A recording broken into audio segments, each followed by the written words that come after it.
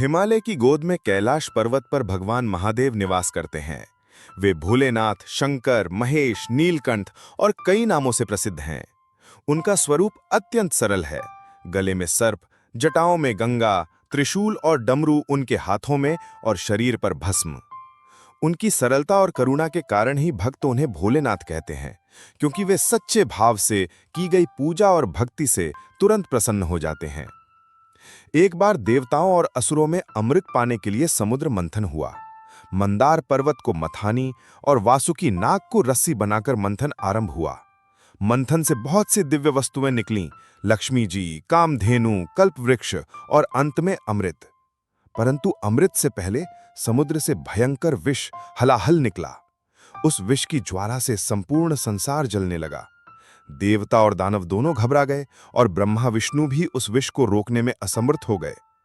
तब सबने महादेव की शरण ली। भगवान शिव ने सभी की रक्षा के लिए बिना विलंब किए उस घातक विष को अपने कंठ में धारण कर लिया। पार्वती जी ने उनके कंठ पर हाथ रख दिया, जिससे वह विष नीचे न उतर पाए और उनके गले में ही रुक गया।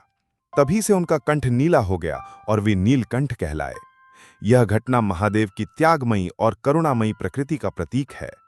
महादेव केवल योगियों और देवताओं के देवता ही नहीं, बल्कि साधारण जनों के भी रक्षक हैं।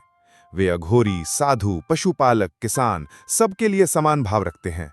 जो भी उन्हें सच्चे मन से स्मरण करता है, वह उनकी कृपा प्राप्त करता है।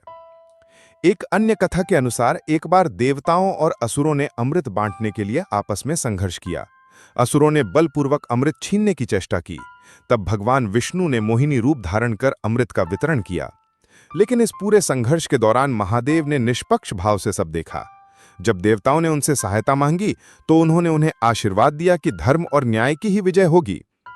शिव का विवाह पर्वतराज हिमालय की पुत्री पार्वती से हुआ। पार्वती ने कठोर तप करके शिव को पति रूप में प्राप्त किया।